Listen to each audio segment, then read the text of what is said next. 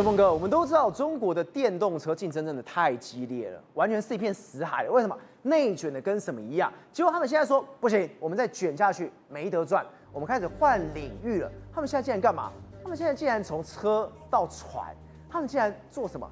電動船，把電池直接搬到這個船上面去，有這麼厲害？是沒有錯，很難想象裕隆跑去做中船的事情，這個很難想象，但它就是在中国真實的發生了。來，奇瑞汽車是不是我們之前經常講的電動車的品牌？對，結果它旗下有一個集團叫做三點水科技，以及嘛嘞 K 架准，这個船叫做河豚蔚藍。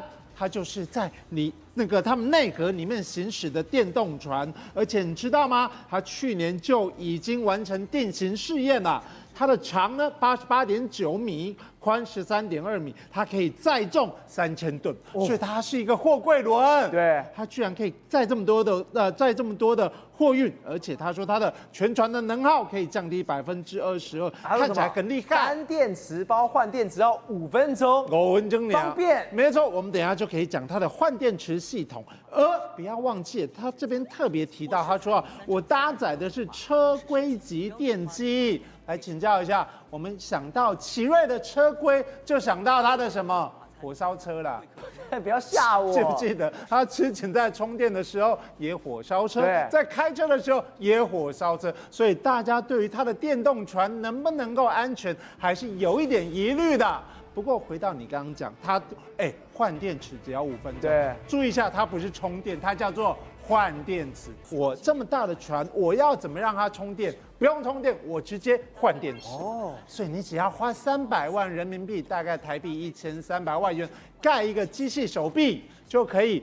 你的船靠港的時候，我就把你船上的電池移下來，再把已經充好的電池，它就像這樣子換，沒錯，再把充好移上去，5分鐘就可以了。聽起來確實蠻厲害的，而不止它換電池厲害，我們來看一下它的內裝。他說他導入汽車智慧座艙。我們都知道中國車最厲害是什麼？最搞一些五維博的黑科技在上面。對，他現在連這種電動船也要這樣搞。沒錯，它上面螢幕整合型螢幕上面所有的資訊都在螢幕上面，而且它還有360度環景，超級厲害。而我跟大家報告，它除了它的操控，有電子化，它的內裝也很酷哦。你看內底有啥？內底有客廳，內底有灶咖，而且它的客廳內底還有什麼？還有飛輪，你可以在上面玩手機，你可以在上面看電視，那個在上面算錢的。所以呢，其實在這個電動造船上面呢，這個奇瑞走的還蠻前面的。為什麼呢？現在看到是什麼？現在是什麼？觀光船。對，我們剛剛是貨輪，現在它連觀光船也是用這個電池的。對，而且它已經做好了。這個船呢是智能觀光船，它叫做采石記號，你知道嗎？這一艘船可以搭載100個遊客，裡面也太豪華了吧！1樓你看這麼豪華，2樓還有什麼卡拉 OK？ 對，你可以在上面做那卡西，有夠厲害，等兩個在開會。不過我跟大家報告，除了奇瑞不是唯一一個哦，另外一個汽車製造商叫做吉利，吉利也加入，吉利也來了。你們好好去做車，好好去造車不就好了？也是我們想到吉利就想到火燒車的這個品牌，沒想到它現在也來跨界做一個叫做遠純001號。不過它相對保守一點點。我們剛剛講的奇瑞它是全電動，對不對？而吉利呢，它是保守一點點，它是半電動，但它另外一半用什麼你知道嗎？甲醇吶，它不是燃油，它是甲醇跟電動加那個 battery 就是電池兩個的混合動力。當你覺得坐車跑來起準一個人就喊嘛，對不對？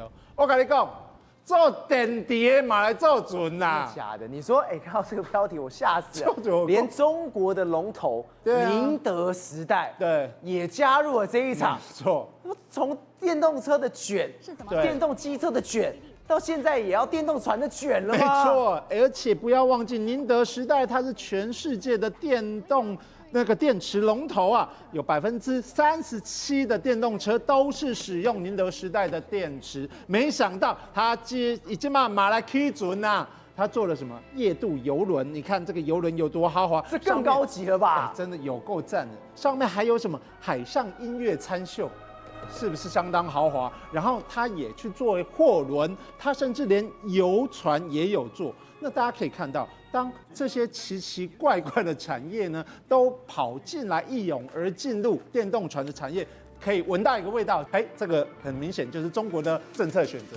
對，記不記得他其實去年的時候，忽然間把電動車補助給拿掉了，對，拿掉了，对，他不再列為戰略產業，他把什麼電動船放入新的補貼項目，所以我就覺得奇怪，為什麼突然殺到這裡面來？殺到這邊，原來又是要來騙補助嗎？騙補助，我的天哪！對，大家都知道，中國想要你做什麼，他就會補助你什麼，所以你可以看到，今年1月，他發布了一個叫做老舊船舶報廢更新補助的規定，你怎樣嗎？他說啊，如果你去報廢老船，而你去新建新船的話，我跟大家報告，最高可以補助多少錢？你知道嗎？兆和哥，你猜1000萬對不對？2000萬很多了，連人民幣耶，4000萬人民幣。一間公司最多可以拿到4000萬人民幣，一艘船，4000萬人民幣。所以你就知道為什麼連做起來都來做準啦。那如果今天中國把它的目光轉移到電動船的時候，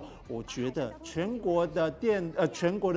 世界的造船業者可能面臨一個山雨欲來的危機。慧珍姐，我們剛剛講到什麼？現在對於中國人來說，如果看到那個補助補那麼高，心都在非常痛。為什麼？因為中國一直在催說他們是靈活就業，就說打零工的不算是失業率哦，甚至他們還說什麼？他提出了說，我們那個外賣洗手賺的非常非常多，我們可以1個月、1年賺多少？平均的薪酬為15萬哦，15萬到20萬這麼高哦，而且還說我的薪資的增長率可以年增長11%哦。但怪了，他們的 AI 也才增長5%而已。這牛皮要不吹破了嗎？先讓人家心裡想說奇怪了，如果連外送員都可以年收入到15萬的一個情況之下的話，那誰要坐辦公室啊？大家都去做外送員好啦。但是外送員我們都知道，他的進入門檻低，你看像滿坑滿谷的這個外送員，有可能賺到年薪15萬嗎？對。所以呢，現在就有人去幫他算哦。他說好，那我們現在來算，你如果要賺到15萬元的情況之下，你要賺到，不要說到15萬，你用10萬塊來算好了。你光是用10萬塊來算，你等於一天要多少？一天要400多塊。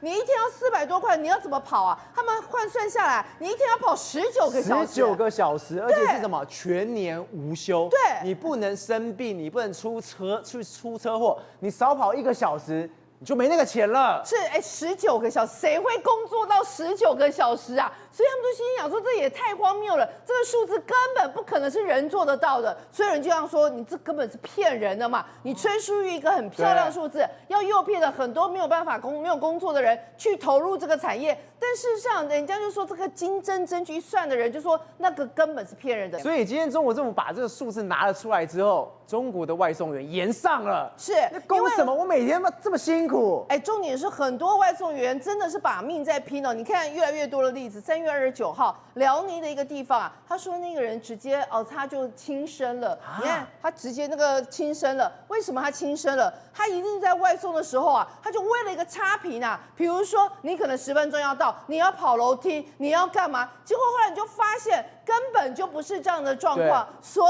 以啊就沒有辦法，為了一個差評的情況下，他都必須要就把命拼。再來，另外一個是什麼？4月7號的時候，浙江的溫州啊，他說啊，有一個單王啊，真的已經拼到這個地步，到最後你看跑到吐血躺在旁邊啊。那還有呢，四川啊，你看四川還有一個女生，她說什麼？她晚上你看這個人上來，這個外送員送到都哭了，而且渾身摔傷，滿臉的都是淚水。她說我剛為了一個單子，我跑了10層樓，然後在馬路上又把這個圍欄給撞壞了，賠了1500元，然後就邊哭。哇，所以他的客戶看到之後，其實也不忍苛責他，雖然他晚了10分鐘。然後另外一個發生命案的3月29號，浙江寧波有一個商家跟外賣員起了衝突，外賣員竟然把老闆扔到河裡淹死了，真是太離譜了，所以根本沒有辦法像他一樣說的賺的這麼的多啊！因為你如果是撞了車禍是什麼，你要賠都賠非常慘了。而且你看到這個，我剛剛不是說廣州不是把這相關的數字全部都給了出來嗎？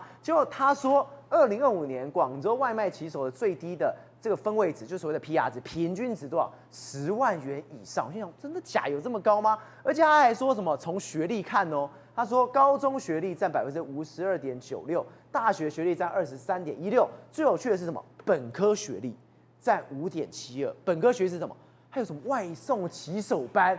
還要去上課的，都不知道。反正簡單來講，這所有數字都是中國掰出來的。那現在情況就是這樣啊，包括廣東啊，廣東這種類似啊，就是說你的外送員壓力很大，經濟壓力很大，大家都為了找一份好工作，找一個鐵飯碗，你知道嗎？他自己啊，竟然還要怎麼樣？還要去給中間人錢嘞！4月8號，廣東省呢，他的一個電視台他報道，他說什麼？我為了要找一份工作，在高鐵你好歹也是坐班，就是相對來講不是在外面風吹日曬雨淋的。說啦，大概有3400到3800元的這樣子的一個薪資。好，為了這份工作，我就透過中間人啊，我稍微塞一點錢，幫我好工作。好，36000哦，36000，我就花了36000。找這一個月薪啊，3400跟3800，我想說我頂多1年白賺。結果你知道，收到工資真的進去了之後，發現2500塊。天哪！你賄賂去拿一個位置，你以為可以賺回來，然後最後是2500塊，等於要做2年白工啊！後來發現哦，這搞不好根本從頭到尾，也是詐騙。而且你可以看到，他是簽的是什麼勞動的合同。對，恐怕是那種臨時工的，他也不是說什麼有正職、有保險、有什麼保的都沒有的。對，都沒有，那錢都丟了，都花了成本，結果后來發現原來啊，这個從頭到尾也是個詐騙，領不到那樣的薪水，還先被騙了第一桶金。宏觀取材，釐清真相，犀利精準，深入剖析，時刻掌握關鍵新聞時事，不漏接。老時段，新氣象，我是鍾耀和，關鍵時刻2.0，全新出擊。